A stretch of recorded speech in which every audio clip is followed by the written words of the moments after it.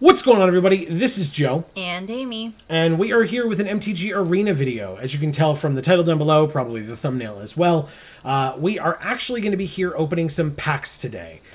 Typically, we are here once to twice a week opening, or not opening, but playing MTG Arena. And a lot of times what happens is we get packs as a reward. You can even see down here our next reward for getting XP through wins and stuff is going to be a pack. And we get those rewards, and then we just go into the next event, which is typical for us, but is not super helpful when we then look and we have all of these packs sitting here. In fact, if my math was correct earlier, it's like 101 packs that we have, which is a lot. And it would be nice if I wanted to just jump on here, play some standard to try to get some wins. I'd like to have some more rares and mythics. So I want to be able to open up these packs, see what we can get in here. I opened up the rest of these that we had prior to rotation so that I could have as much as was available to us. We just apparently don't have any Theros, which I find interesting, but that's fine. We probably opened it at some other time or just didn't get a lot of them. But yeah, I think we're just going to jump in, start opening some packs. We'll obviously read off what we get, but I'm looking for some good stuff today. Okay. I'm hoping that we open well. Let's so see how it goes. Fingers crossed. But here's Ikoria, so we get to open 10 Ikoria packs to start. Okay. Wow. So we get a mythic rare wild card. That's pretty interesting. The other mythic that we opened was Vadrok, Apex of Thunder, not Terror, Thunder. So this is the Jeskai legendary elemental dinosaur cat. This one is not as good as the other ones, at least in limited from what I recall, but it is blue, red, white, so it's just the three colors for a 3/3 flying first strike, which is pretty good. Get it out nice and early, that would be nice. It also has mutate of 1 red, red, and then hybrid of white or blue. And whenever this creature mutates, we can cast a non-creature card with converted mana cost 3 or less from our graveyard without paying its mana cost. Now, I'm sure that there is some interaction in Standard that I'm not thinking of that is amazing with this card, but what this screams to me is burn. You play a quick early burn spell, and then get Vadrok out on turn 3 or 4, mutate it onto something, and then get out that burn spell again, either killing another creature or burning your opponent further. But that is pretty damn sweet. We also have a Ketria and Indatha Triome. So it's 2 Trilands, this apparently being our first of the Ketria ones, which is nice to see. Offspring's Revenge is fine. I'm not super high on this card, I won't lie to you. But you can, do some graveyardy Jundi shenanigans with this, so that's fine. There's the Frondland Felidar. It's apparently our first one as well of this. Vigilance. Creatures we control with Vigilance have 1 tap target creature. So that's pretty cool because you can do that kind of at the end of your opponent's turn, even with creatures that have attacked because they have Vigilance. And you can tap some of their stuff, and then when it gets to your turn, you're still free to attack in, hit them for some damage. So that could be a pretty cool deck. With only one of these, it's not great, but there we are. We have the Mythos. Look at this awesome art, Amy. Yeah, it's awesome. Very, very cool by Seb McKinnon. This Mythos, 2 red, sorcery. It deals 5 damage divided as we choose among any number of target creatures and or planeswalkers. But if red and blue was spent to cast this, so if you do red, or did I say red? If white and blue. So if white, blue, red was spent to cast it instead, then until our next turn, those permanents can't attack or block, and their activated abilities can't be activated, which seems very good with the card right next to it. So these definitely want to be in the same deck. I mean, it's Mythos of Vadrok plus Vadrok, so that makes perfect sense. The picture is clearly the same guy. Correct. So yeah, that's very, very good to use them together. But honestly, even if you just put this in a red deck, that would be pretty sweet. 4 mana to deal 5 damage divided as we choose, so pretty nice. There is Karuga the Macro Sage. Is a companion. We actually have 2 companions here in Karuga and Obosh. Now there's the new companion rules. So we have to be aware of that if we're going to put them in a deck. But this Obosh... But we'll start with Karuga because I started with Karuga earlier. Karuga is a 5/4 legendary dinosaur hippo for 5. Hybrid blue-green.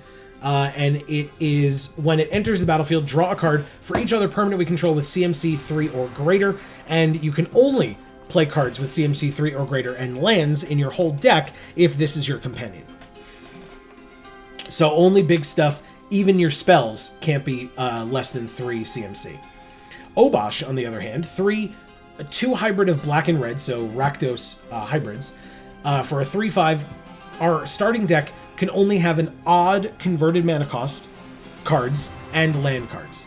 And then, if a source we control with an odd CMC would deal damage to a permanent or player, it deals double that damage to that permanent or player instead. Nice. Typically, this goes in a burn deck as well. Like, this is like the top of your curve, and you have like burn spells and things like that in there. At least from what I've seen. There may be other ways to use it, but that's what I've come across. And then there's this Hunted Nightmare, which I think is kind of cool. The whole premise of a card that has Hunted on it in Magic has always been that when it enters, your opponent gets a thing to hunt it because it's hunted. Yeah. So the thing that they get with this is for 1 black, this is a 4/5 Menace Nightmare creature. And when it enters, target opponent puts a Death Touch counter on a creature they control, which is not great. This card is fine. It's a 4/5 Menace for 3, but if they put Death Touch on something, that's a little scary. But I guess if you have removal for that thing that they put Death Touch on, it's not as scary, because then you just have a 4/5 Menace, and you killed one of their creatures as well. So there's that. That is 10. 10 more, please. Okay, we're getting more wild cards by the second. Here's another rare wild card. We also have a Savai Triome, so another Triome here for us. In terms of, we got a Ruinous Ultimatum, red, white, black. Jesus. So it goes along with our Triome that we just got. Sorcery, destroy all non-land permanents your opponents control. Wow. So basically it says that as long as you've played kind of anything prior to playing this card, you win. It's like, hey, congratulations, you got to this mana. Here's the game of Magic for you. You've done it. But still, you can tell we didn't like this card because we've seen it many times, but this is our first one because we never picked it. So yeah, there's that should tell you something, especially because I do love Sultai, but I do not love this card. There is the Mythos of Luna as well, that we can copy one of our permanents, but it's got to be a creature, right? Oh no, it was it's okay. So it can be any permanent. It's just that if you paid the red-green as well, then if it's a creature, it fights. Gem Razor is pretty sweet. It is a 4/4 reach trample for 4. You can mutate it for 3, and whenever it mutates, you can destroy an artifact or an enchantment an opponent controls. In Best of 1, this card is great because it's a 4/4 body with reach and trample, so it deals with, or it helps deal with flyers, which is very nice, but it also has the clause to destroy an artifact or an enchantment, so you don't have to run artifact or enchantment destruction in a Best of 1 deck, where if you don't come up against an artifact or enchantment at all in your opponent's deck, then you've wasted that card slot.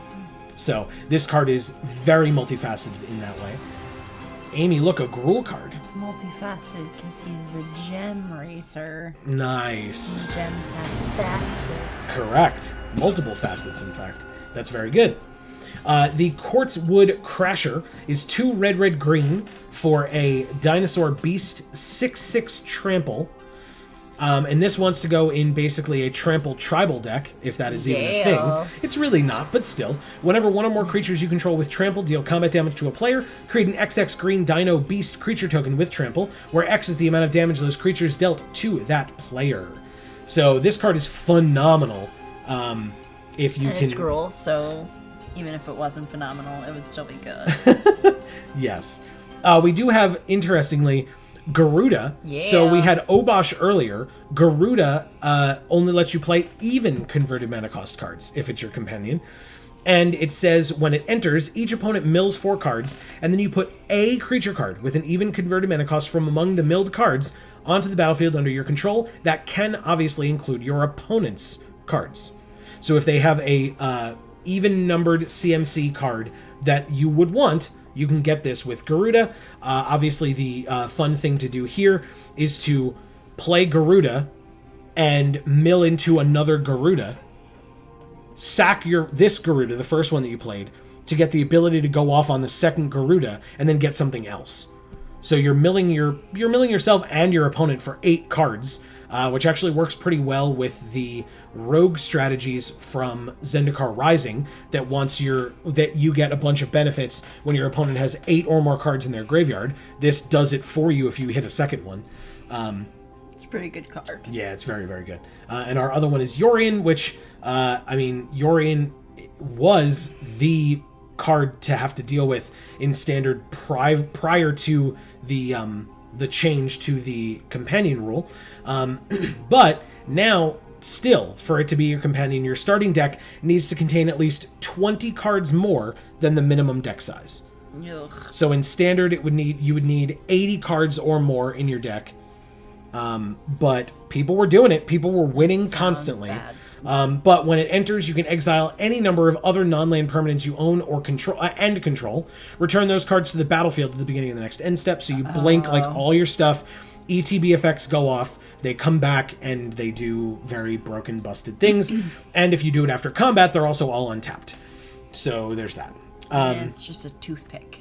It's just a toothpick. I mean, I twix my teeth with it. It's a 4/5 flyer, so I don't think it's much of a toothpick. This thing is huge. And then there's Unpredictable Cyclone, 3 red for an enchantment. This cares about cycling. You can cycle it for 2, and if it's on the field. Cyclone that cares about cycling. Isn't that great? No. If a cycling ability of another non-land card, ready for this, would cause you to draw a card, instead exile cards from the top of your library until you exile a card that shares a card type with the cycled card. You may cast that card without paying its mana cost. Then put the exiled cards that weren't cast this way on the bottom of your library in a random order. Do you want to go to sleep yet? Yep. Okay. Sure do. Good. 10 more packs, please. We're not even going to go any further with that card than that. Okay. Interesting. No mythics. I mean, but no mythics otherwise. Crystalline Giant is nice. Yeah. Obosh again. Yeah. More ultimatums in the Inspired Ultimatum and the Genesis Ultimatum. So Inspired is blue, red, white for a sorcery at rare. Target player gains 5 life, so you gain 5 life. Inspired Ultimatum deals 5 damage to any target, so that could be a creature or just your opponent's face, and then you draw 5 cards. And from what I've heard, and from what I can tell, in my opinion as well, this is probably the weakest of the ultimatums in this cycle. It's got the best art, though. You don't think this art's the best? No. Okay. This is green, blue, red for a sorcery at rare. Look at the top 5 cards of your library. Put any number of permanent cards from among them onto the battlefield, and the rest into your hand, and then exile Genesis Ultimatum. So, at minimum, you draw 5 cards. But, at maximum, you play 5 permanents for free. Oh! Yeah, no, that doesn't sound broken or anything. I mean, again, the reason why it's arguably not broken, at least according to the playtesters, I assume, is because it costs 7 mana in sets of 3 different colors. Yeah. So, well, it's not super easy to get to that, but it's also not impossible. Dude, really? So, yeah. Crystalline Giant is incredible. I just love this card so much. It's so good. We've got the Everquill Phoenix, 2 red for a Phoenix with flying 4/4, or 3 and a red to mutate it, and when it mutates, you make this feather artifact, which you see here on the right, which says 1, sacrifice feather, return target Phoenix, so it could be any Phoenix, from your graveyard to the battlefield tapped. Not bad at all. Speaking of flyers, well, actually, no. Speaking of red cards, we've got Zerda the Dawnwaker, another companion here for us, along with Obosh. It is a 3/3 for 3. Each permanent card in your starting deck has to have an activated ability. This is one of the weaker ones that I recall. Abilities you activate that aren't mana abilities cost 2 less to activate, so it does cheapen it. This effect can't reduce the mana it is in that cost to less than 1. And then for 1 mana and tap, target creature can't block this turn. So this has an activated ability, but for example, if we look at the other creatures here, this can't go in the deck, this can't go in the deck, this can't go in the deck, and this can't go in the deck. Only this can, because it has the activated ability to make 1/1 white catbirds. So, like, If it doesn't have an activated ability and this is your companion, you're like really limiting yourself in terms of what you can play. Yeah. So okay, I guess then you're playing a red, white, blue deck because you're like, well, yeah. that's Well, what I got. and again, that's obviously only out of these 10 cards, but still. And it's each permanent. So you could still play like Inspired Ultimatum if you were doing those 3 colors. Yeah. Because this isn't a permanent. We did get a third Mythos, and it's a third unique Mythos from at least the ones we've gotten today. Yeah. In Mythos of Bracos, 2 green to return up to 2 permanent cards from your graveyard to your hand, but if you cast it for blue, black, green, then you can search your library for a card, put that card into your graveyard, and then shuffle your library, and then return up to 2 permanents from your graveyard to your hand. So it's a way to get something back from your graveyard or 2 somethings back from your graveyard. And or if you're paying the extra fancy costs, you can search your deck for any card and basically put it into your hand. Yeah. Like you put it into the graveyard first, then you put it into your hand, but still, you basically put it into your hand. I love these arts, and I love the fact that he put the sand in there to really make it look like an actual cave wall. It's super well done. It's supposed to look like a cave painting. I feel like they're a bit too complex to really be super convincing as cave paintings. Okay. Okay. I'd like a little bit less dimension and like detail, I think. Okay. All right. Just a bit much there. Sure. I mean, I get it. He's, trying to basically take the motif of a cave painting, but he's still a professional artist, right? So he's like being and it's obvious that he's very meticulous on a normal basis, and the fact that he put the sand in there just really, proves that. Yeah. But with cave paintings, you can't be meticulous. You have to be, very just basic. Well, and I'm curious how much of that was him and how much of that was Wizard standards saying like, it still has to be a magic card art. You know what I mean? Like, well, and that's fine, but like, I don't think that he needs to put quite so much shadow on the creature and, okay. Like those trees probably, the leaves need to be more basic than that. Okay. Interesting. Things like that. Sure. We kind of looked at it earlier, but we have the Skycat Sovereign. This card's really sweet. I mean, you put it in a flying deck, it'll do great things. And then the Lava Brink Venturer, which I like a lot. When it enters the battlefield, you choose odd or even. 0 is even. And it has protection from each CMC of the chosen value. So, interestingly, if you're playing this against an Obosh or a Garuda deck, you know what to choose, and you're going to be real happy about it. If not, it's still a great card. You just basically look at whatever's on the field or whatever they have bomb-wise, and choose that. And this gets protection from that, which is amazing. We have 2 more packs in Ikoria. Let's go through them very quickly, because we're going to do them one at a time. So here are our uncommons. This Proud Wildbonder, notably, would go in the deck with that Gruul Rare that we opened that we were talking about, because this has has trample, and gives your trample creatures benefits. Very, very good. And our rare or mythic is another Mythos, and another unique Mythos in the Mythos of Snapdax. 2 white for a sorcery. Each player chooses an artifact, a creature, an enchantment, and a planeswalker from among the non-land permanents they control, and then sacrifices the rest. If you pay black, red, white, then you choose the permanents for each player instead. So you get to choose their artifact, their creature, and their enchantment, and their planeswalker, if they have one of each of those. And you get to choose them, obviously, for yourself always. So you basically give them their worst stuff if you do all the fancy paying things. But otherwise, if somebody's playing like a token strategy and they have a million cards on the field and you have like 1 or 2, you play this and you're arguably back to parity. It depends on like what they choose to keep and what you choose to keep, but still. So that's pretty good. We got another Mythos. Not bad.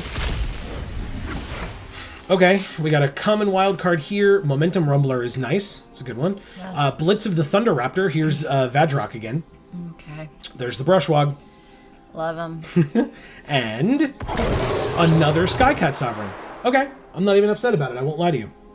Okay, let's go to Core Set 2021.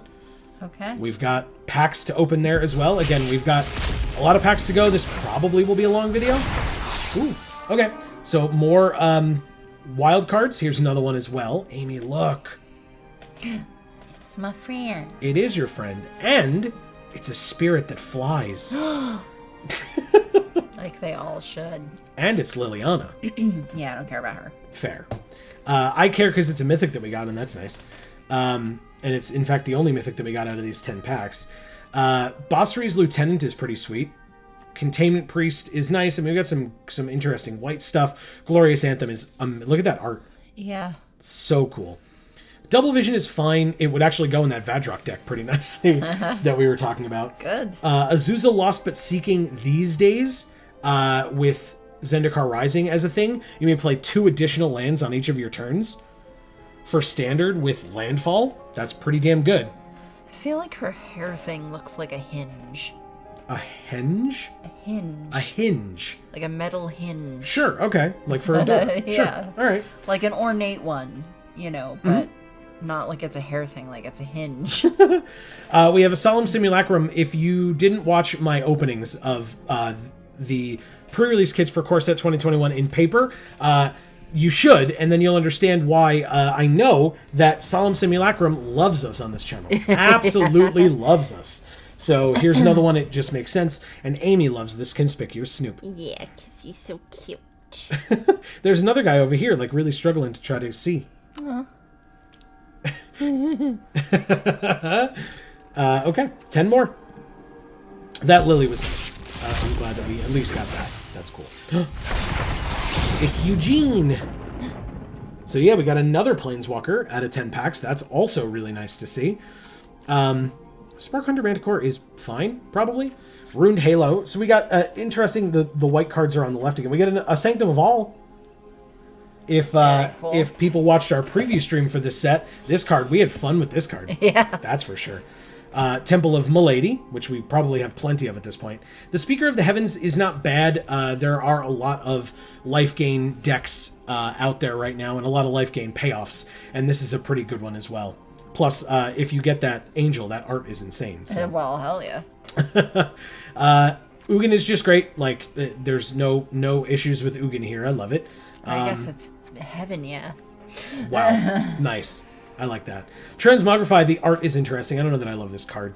I guess it's fine. There's almost certainly ways that you can mess with this. Feline Sovereign in a cat deck I love it. would be pretty good. This is notably not a cat. It's a Masticore.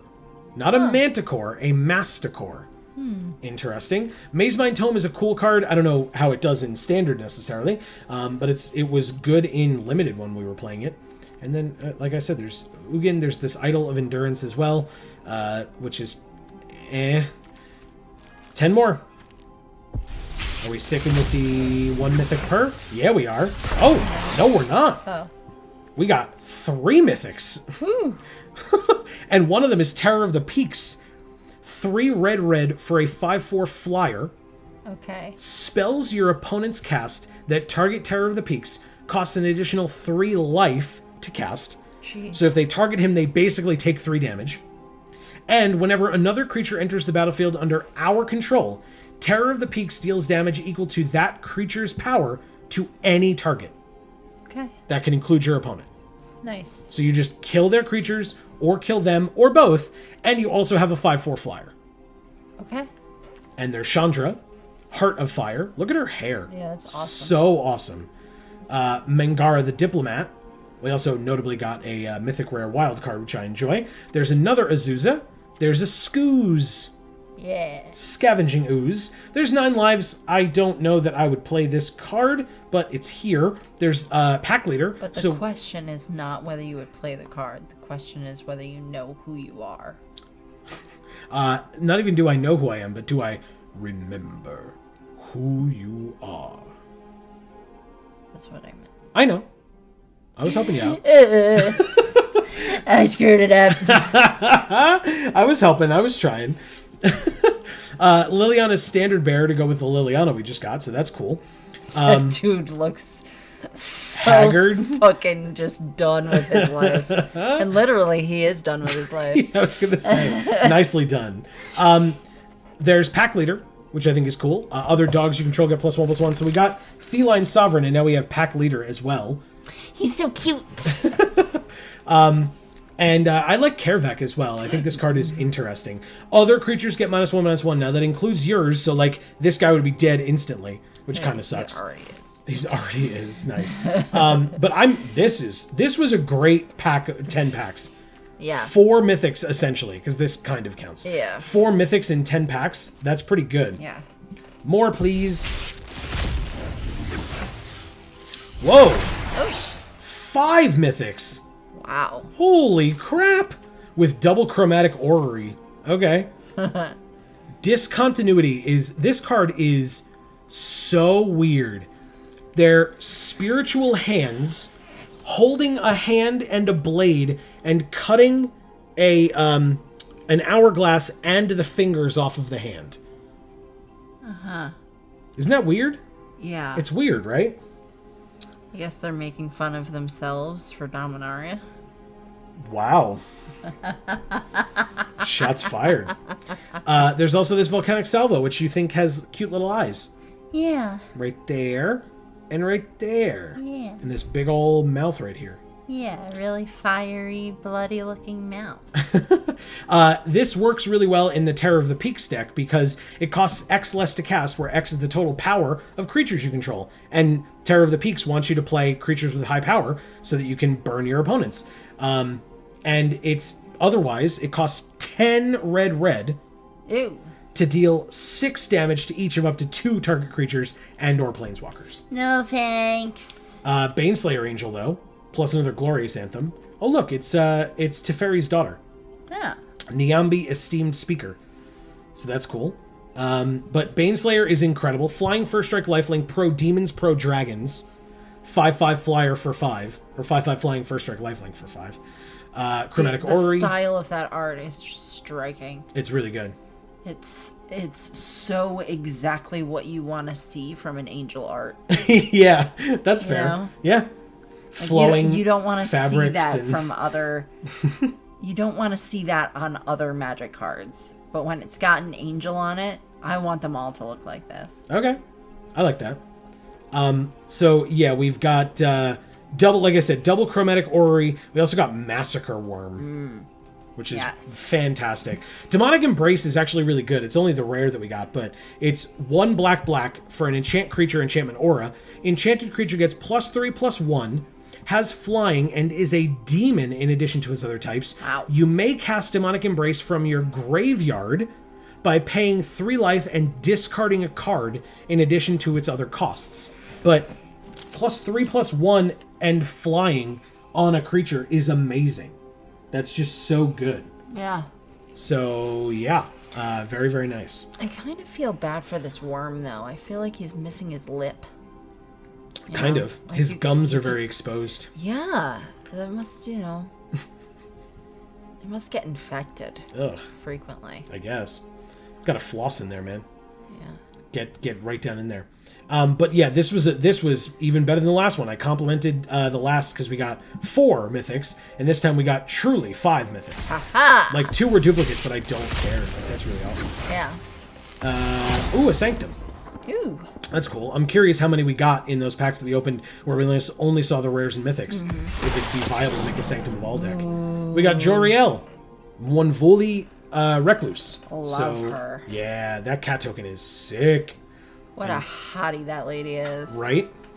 It's interesting to me, though, because it says whenever you draw your second card each turn, and previously, I don't even know if those sets are legal right now based on what I'm thinking of. I don't think they are. But those cards used to be red-blue, although I guess there's still the Teamer decks. So, kind of, like, you could just play Teamer with this and get it. Like, it works actually pretty well with, like, Sanctum and stuff like that, because you draw more cards that way. So, okay. Ooh, look, it's your friend. Yeah. He's cool. Okay, easy enough. Next. Yeah. That Burlfist Ogre tree that we got over here was pretty good as well. Our first Colossal Dreadnought from this set. Face Fetters is nice, our rare mythic. If I don't have a plan, I'll just make one up. Hell yeah. Okay, so what have we gotten so far from this set? We got Ugin, Teferi, Liliana, and Chandra just in these like 46 packs or whatever. That's 4 planeswalkers. Pretty nice. Sweet. And this Teferi is busted and annoying. I know that. Okay. Uncommon wildcard. We got Gourmand. Ooh. Look at him. Yeah. Another Colossal Dreadmaw. And... Yup. Teferi's Ageless Insight. I feel like I'm opening pre-release packs again. This was a combo that we got in one of our pre-release kits, was Teferi and then Teferi's Ageless Insight in the same kit. And that's So very nice. good. Very, very good. Okay. Alright. I mean, Volcanic Geyser is cool. X damage to any target. Basically kill somebody. Hopefully. Yeah. And Carrying Grub is nice. Lots of X spells. And then... another Liliana Standard Bearer. One last pack to go from here, and then we'll finish off with the Zendikar packs. Oh, look, it's a Kraken. Ooh. Yes. Frantic Inventory is cool. That art is cool. Speaking of cool art, Finishing Blow. Very nice. And our rare mythic, Containment Priest. Okay, I think we got one of those earlier as well. Let's open 10 and then 1, 2, and 3 Zendikar Rising packs. That skeleton archer art is just the frickin' bomb. It's really good.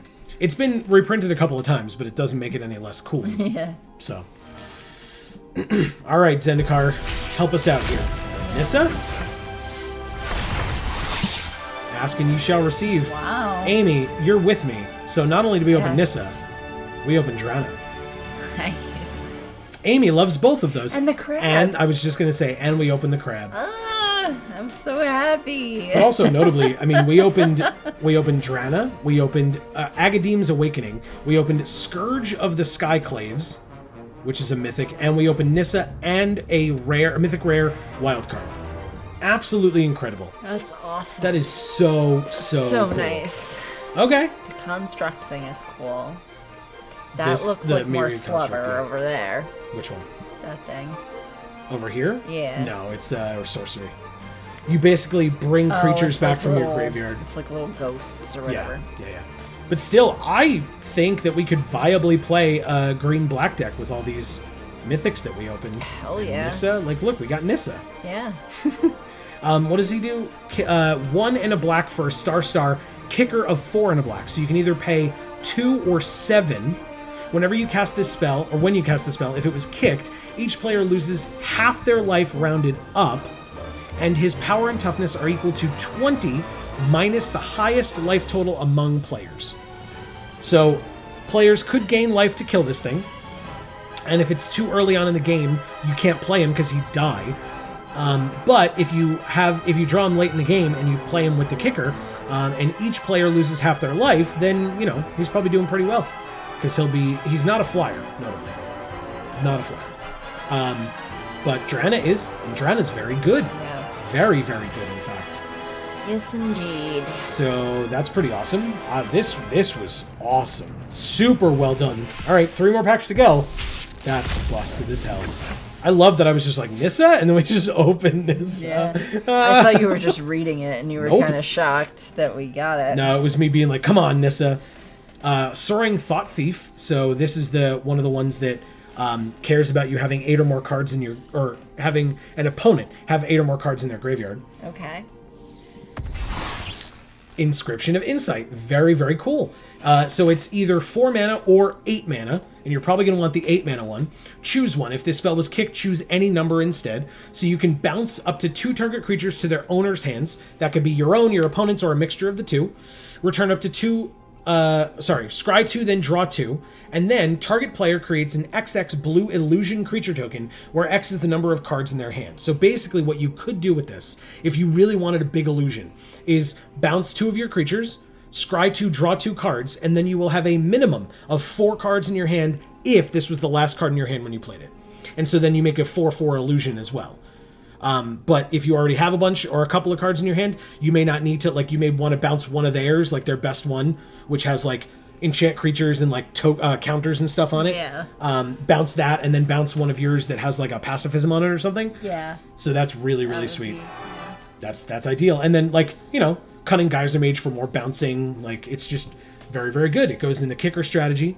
Very nice. We got the base camp awesome art. Yeah, very sweet art. Love it. Yeah, and that's the cares about party mechanic. Yeah. So that's cool.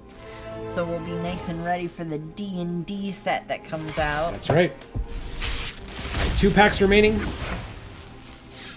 Scavenge Blade is cool. Shatterskull Minotaur is very nice. This art, Malakir is just insane. the art is incredible. Absolutely incredible. Could be our takedown for one of the flip lands or the modal double face cards. Okay. And Kaza Royal Chaser. It's Kaza, first of all, from the stories. Yeah. Aura and Kaza. This is Kaza, so that's pretty nice. Flying Haste 1/2 for 2.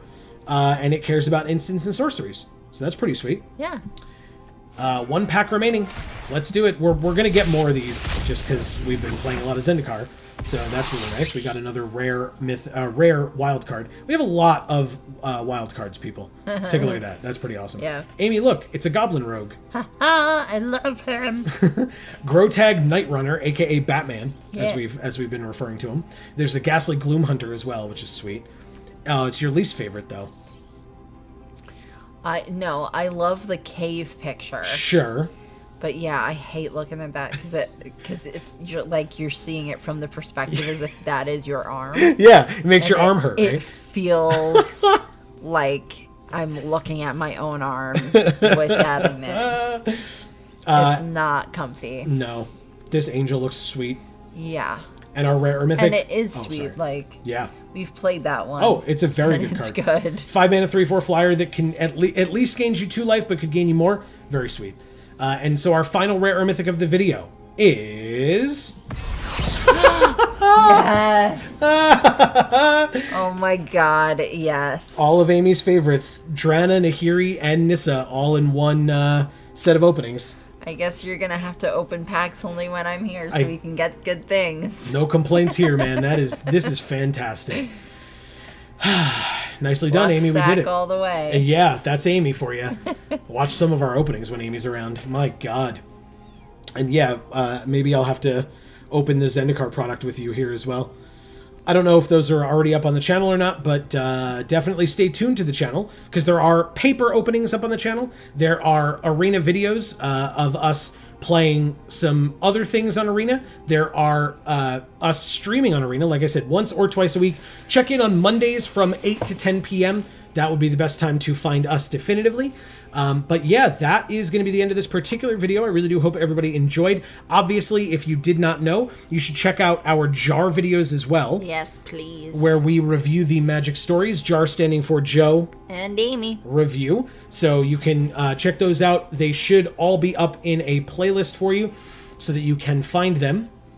And like I said, we encourage you to check those out and join in the conversation of the Magic Story reviews. But yeah, so look at this. All read, at least partially.